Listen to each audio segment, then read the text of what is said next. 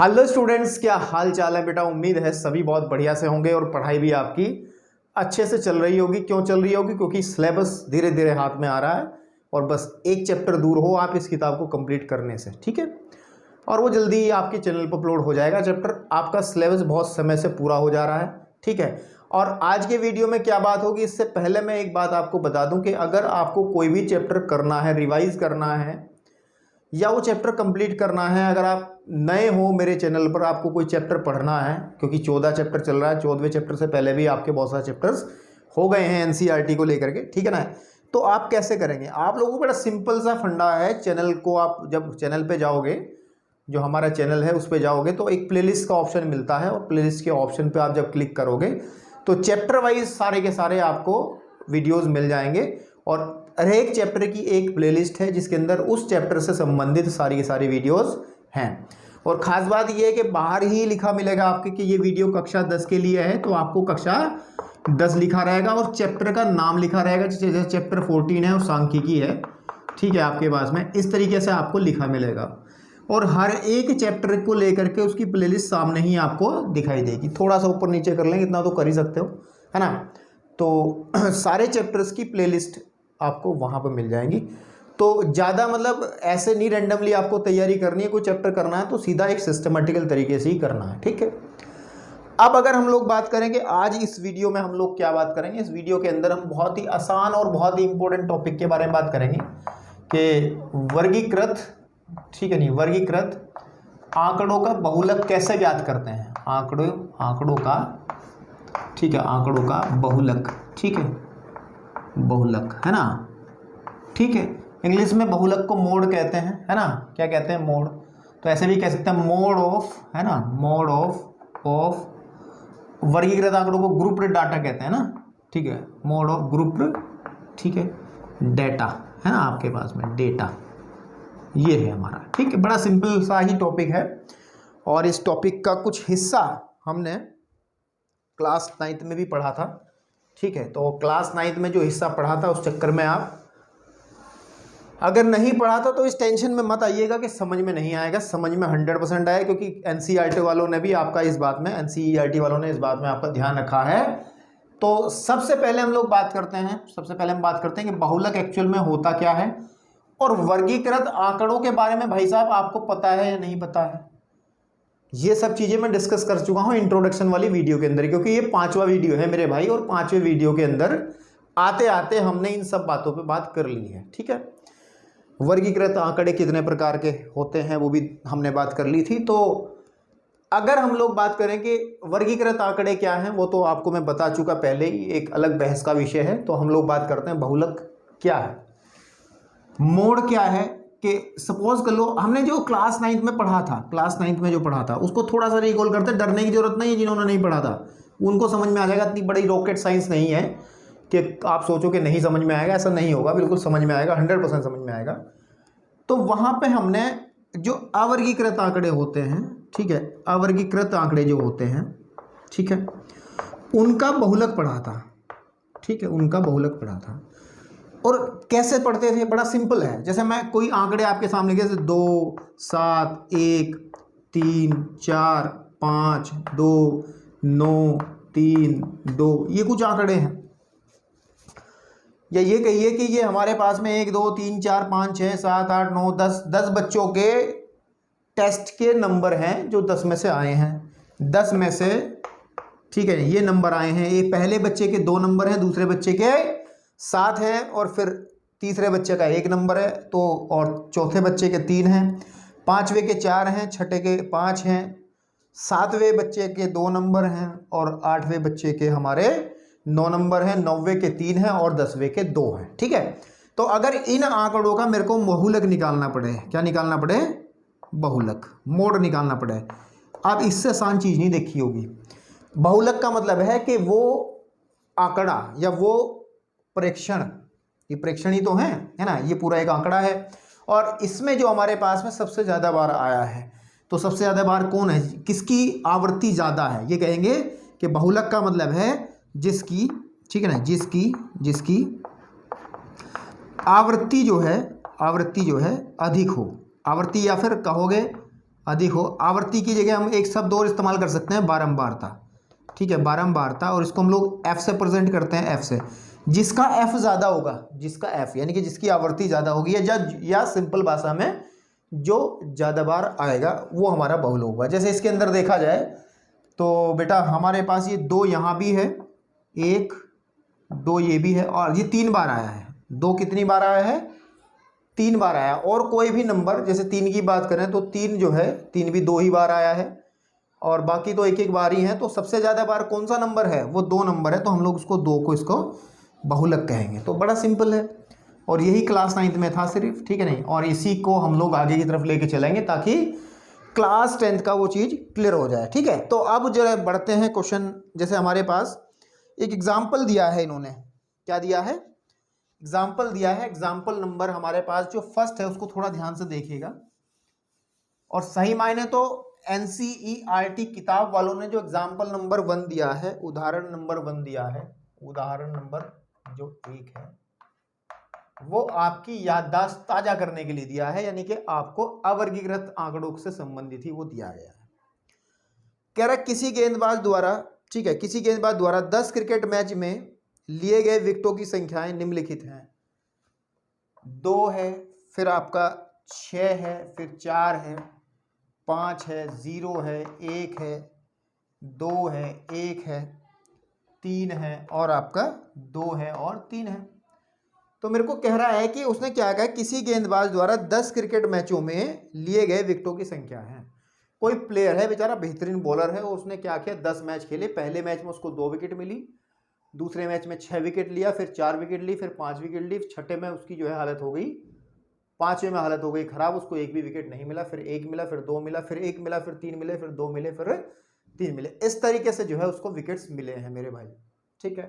तो ये आंकड़े कैसे हैं? जैसे ये बात की थी अवर्गीकृत है, तो इसका मोड निकालना है। मोड का मतलब बहुलक। बहुलक वो चीज होगी जो सबसे ज्यादा बार रिपीट हो रही है, तो कैसे देखा जाए, ठीक है। तो इसके लिए हम सिंपली एक, वैसे भी दिख जाएगा आपको, दिख रहा है कि 1 2 कितनी बार आया, 1 2 3 बार आया है, 2 आया है 3 बार, और 6 कितनी बार आया है, केवल 1 बार आया है ना, इसकी छोड़ दो भाई। 4 भी 1 ही बार आया, 5 भी 1 बार, 0 1 बार, 1 2 बार आया है, 1 2 बार आया है, और फिर हमारा जो 3 है, 3 भी हमारा 2 बार आया है। तो सबसे ज्यादा बार कौन सा आया है? वो 2 आया है। तो अगर देखा जाए तो बहुलक जो है मेरा वो कितना आ जाएगा, 2 आ जाएगा। यही आपका आंसर रहेगा।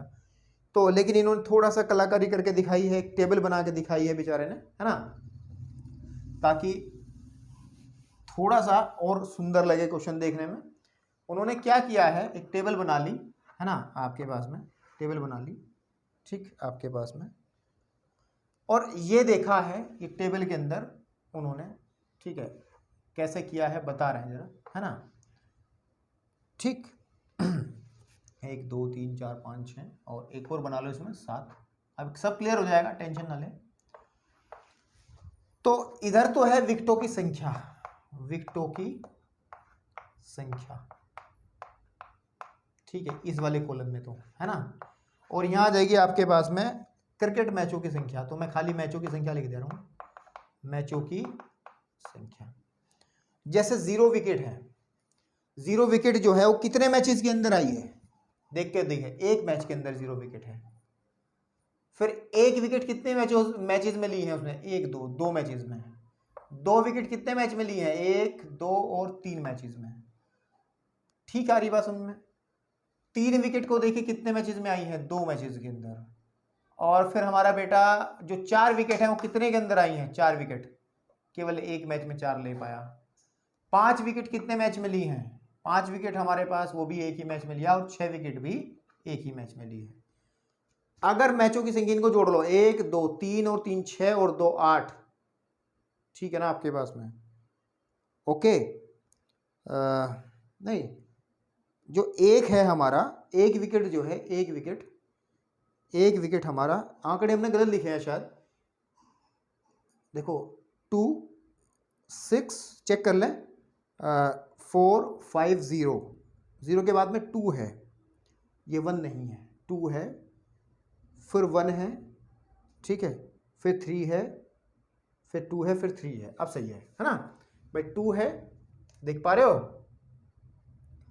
2645021323। ओके, तो इसका मतलब ये गलत हो गया यहाँ पे। तो हमारा 1 जो है वो कितनी बार है, केवल एक बार है।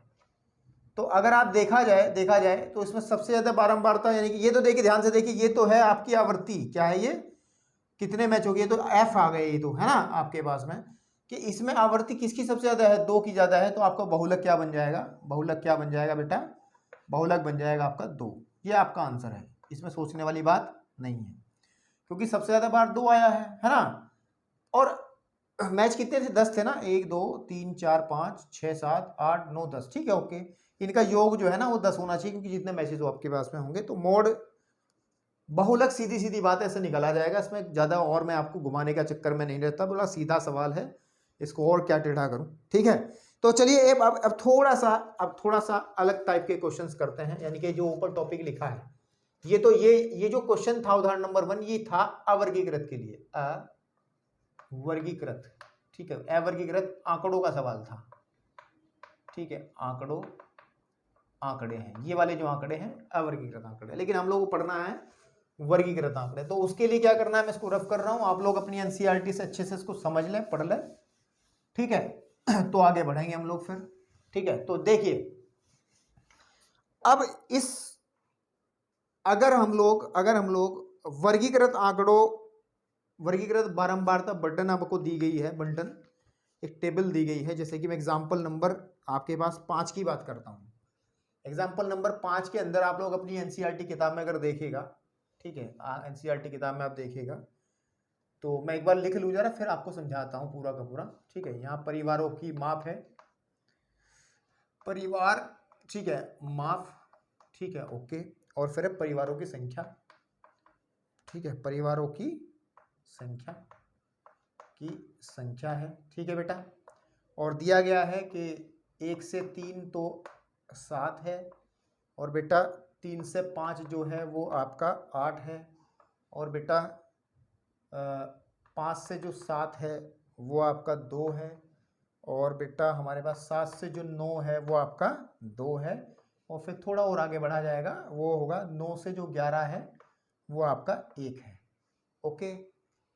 तो क्वेश्चन पढ़िए जरा, पहले लिखा क्वेश्चन नंबर 5, अरे नहीं, उदाहरण नंबर 5, विद्यार्थियों के एक समूह द्वारा एक मोहल्ले के 20 परिवारों को किए गए सर्वेक्षण, 20 परिवारों का सर्वेक्षण किया, यानी कि सर्वे किया, है ना, के परिणाम स्वरूप विभिन्न परिवारों के सदस्यों की संख्या संबंधित आंकड़े दर्शाए गए हैं। कि उन्होंने ये देखा कि 20 परिवारों के अंदर वो गए और देखा कि किस परिवार में कितने सदस्य हैं, उनको आप देखना चाह रहे हैं। जैसे 7 परिवार ऐसे रहे, परिवारों की संख्या है जिनके अंदर जो सदस्य हैं वो 1 से 3 तक हैं, समझ आ रही बात। 8 परिवार ऐसे हैं जिनके अंदर जो सदस्य हैं वो 3 से 5 तक हैं, और 2 परिवार ऐसे हैं जिनके अंदर जो सदस्य हैं वो 5 से 7 हैं, और 2 ही परिवार ऐसे हैं जो 7 से 9 वाले सदस्यों को रखते हैं। केवल एक परिवार ऐसा है, बड़ा परिवार, बड़ी फैमिली, जिसके अंदर 9 से 11 सदस्य आपके पास में हैं, और ये कहा गया है आंकड़ों का बहुलक ज्ञात कीजिए, ठीक है।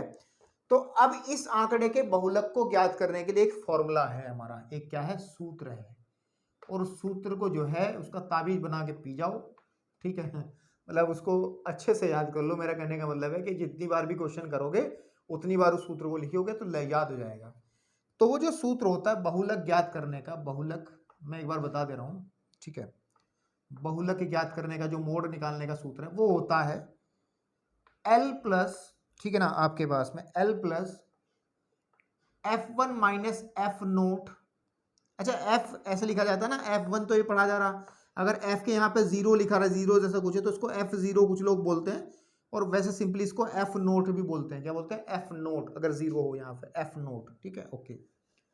तो F1 माइनस F नोट, ठीक है ना, आपके पास में बटे 2F1 माइनस, ठीक है, F नोट माइनस F2, ठीक है, और ये आपके पास में गुणे H। आप कहोगे सर जी फॉर्मूला है क्या है, इसमें कुछ पता ही नहीं चल रहा, ये F1 F2 F note L H ये क्या बला है। अब इसको जानते हैं, देखिए इस सवाल से ही जानेंगे इसको,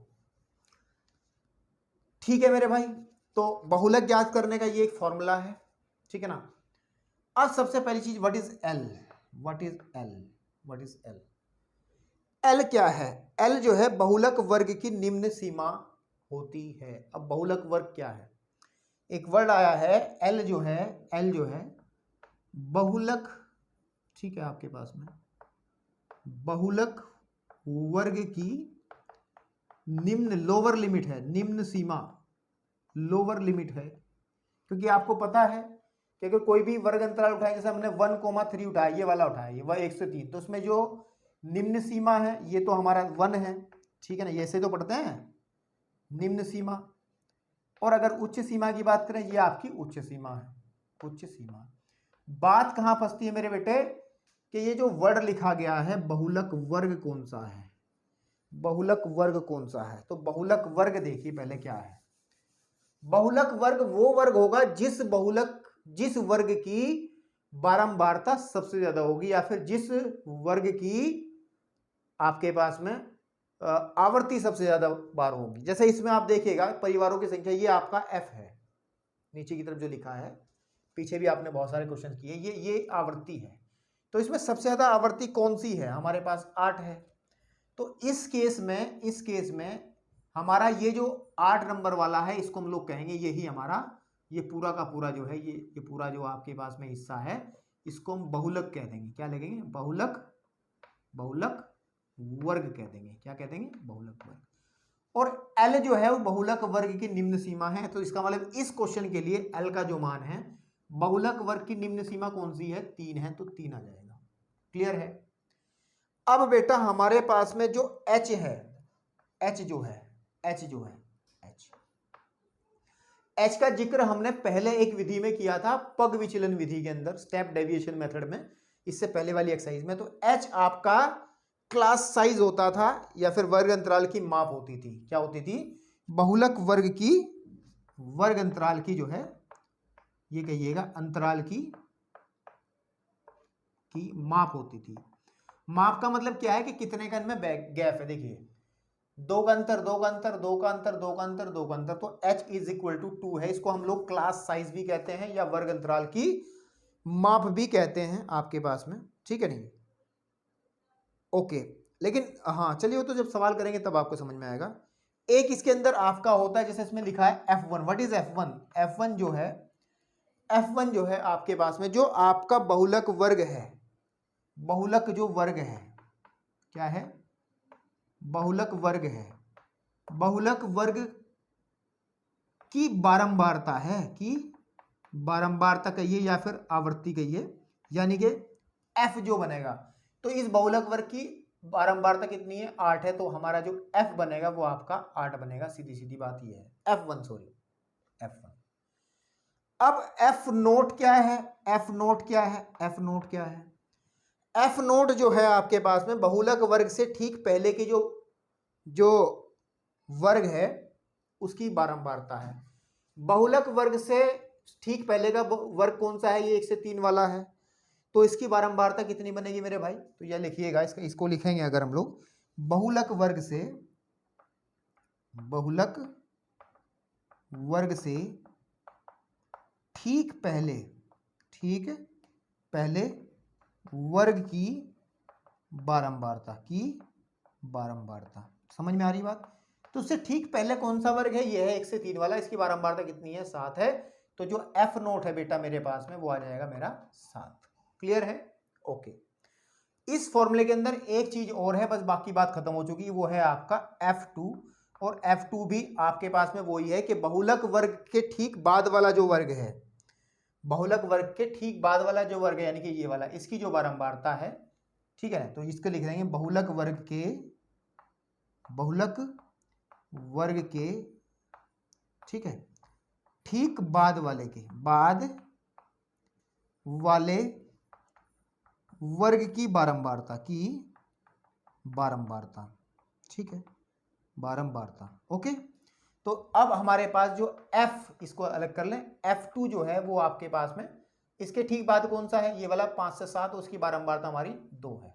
ओके, तो अब बहुलक निकाल लो भाई, लगाओ फॉर्मूला, आंसर पाओ। बहुलक, तो बहुलक में जब लिखेंगे हम लोग फॉर्मूला L प्लस, ठीक है ना, वही वाला formula F1 minus F naught upon 2F1 minus F note minus F2 और इंटू एच। बस कैलकुलेशन करनी मेरे भाई, और कुछ नहीं करना। तो L जो है, व्हाट इज L? L 3 है, प्लस F1 कितना है मेरे पास में 8, माइनस एफ नोट कितना है 7 बटे 2 गुणे F1 कितना है मेरे पास में 8, माइनस एफ नोट 7 है, और F2 मेरा 2 है, और इसे ब्रैकेट में करने के बाद H मेरा 2 है। सिर्फ वैल्यू रखी और कुछ नहीं करा। तो जब इसको हम लोग सॉल्व करेंगे बेटा, जब इसको हम लोग सॉल्व करने जाएंगे और आराम से इसको सॉल्व कर लेंगे, कोई दिक्कत नहीं होगी। और इसको सॉल्व करने पे आपका जो आंसर आएगा वो 3.286 आएगा। सॉल्यूशन आप कर ही सकते हो ना भाई। 3 प्लस 1 बटे 16 में से 9 घटा लो, 16 में से 9 जा करके बचते हैं 7, और गुणे 2 ऊपर आ जाएगा, तो ये आ जाएगा 3 प्लस 2 बटे 7।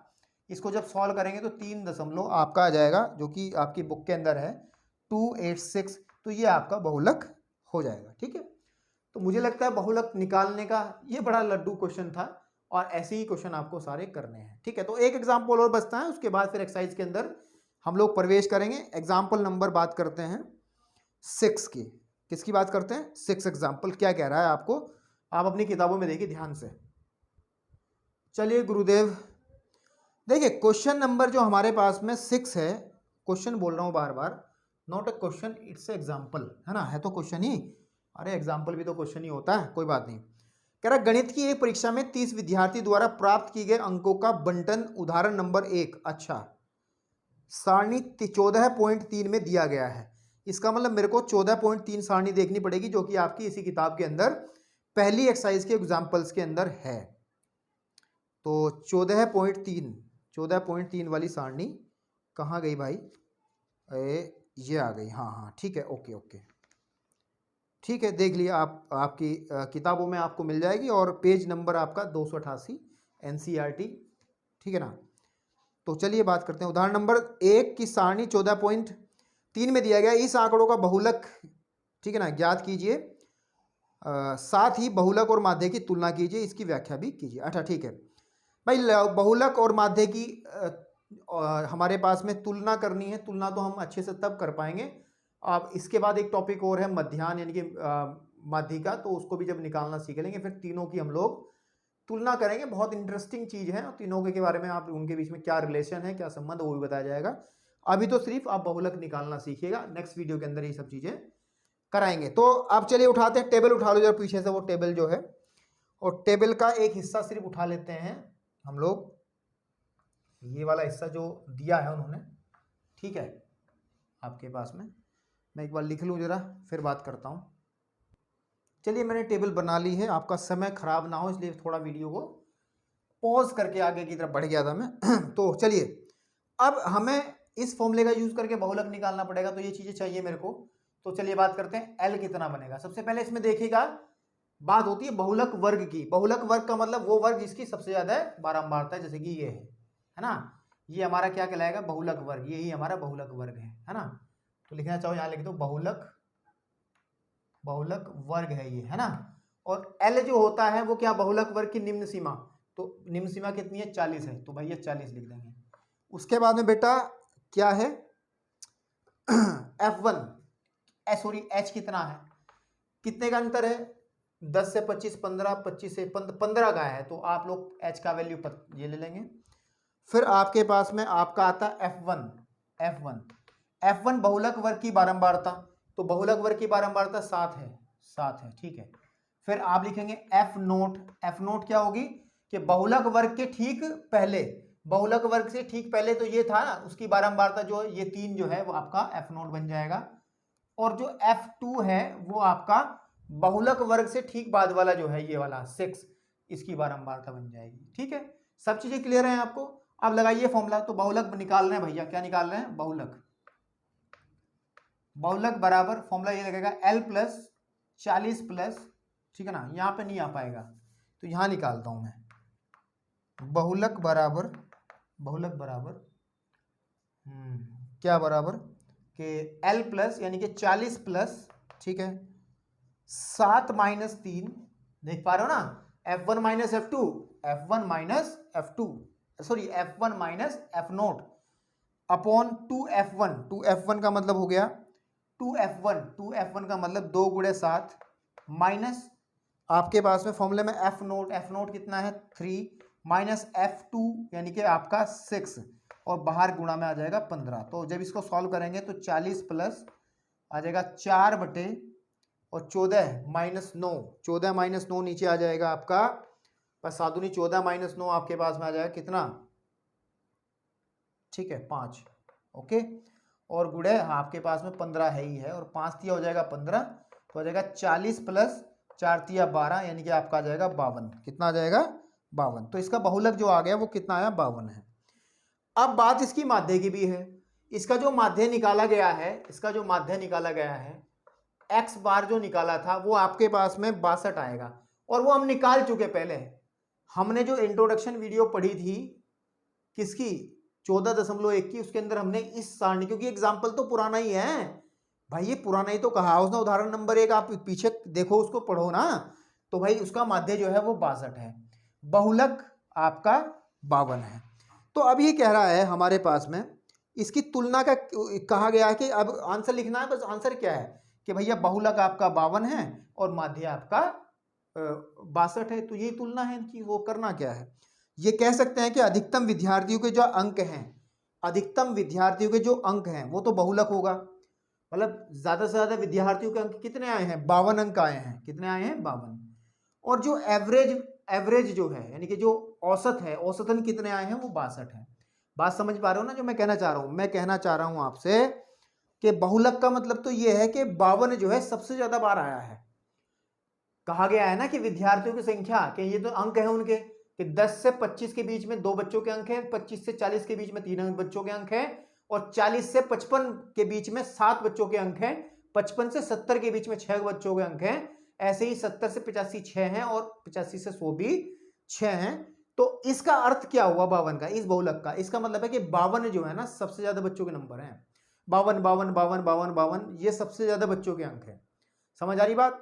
तो अगर हम लोग बात करें माध्य की कि 62 क्या है, 62 का मतलब है कि अगर पूरे का एवरेज देखा जाए क्लास में, भाई किसी के 20 भी हैं कम भी हैं और किसी के देख लो आप 100 तक भी आ रहे हैं, तो भाई कहने की बात यह है कि एवरेज जो है औसतन अंक जो है वो क्या है 62 है। और जो सबसे ज्यादा बार कॉपियां जब चेक हुई होंगी आपकी, कितने बच्चे हैं हमारे पास टोटल, जितने बच्चे होंगे उन सब बच्चों की कॉपियां चेक करी होगी तो उन कॉपियों में सबसे ज्यादा अंक कितने आए हैं 52, बहुत ज्यादा बच्चों के 52 अंक आए हैं। ठीक है, तो ये इसका बहुलक है। तो ये इसका इंट्रोडक्शन था, बहुत छोटा सा इंट्रोडक्शन था, तो आप लोग जरा ढंग से इसको देखिएगा और फिर मैं चलता हूं नेक्स्ट एक्सरसाइज यानी कि 12 पॉइंट आपके पास में 14.2 में, ताकि क्वेश्चन इसके सॉल्व कर पाए। ठीक है, बहुत आसान क्वेश्चन है, आप लोग अपने आप भी लगा सकते हैं, इसमें कोई बड़ी बात नहीं है।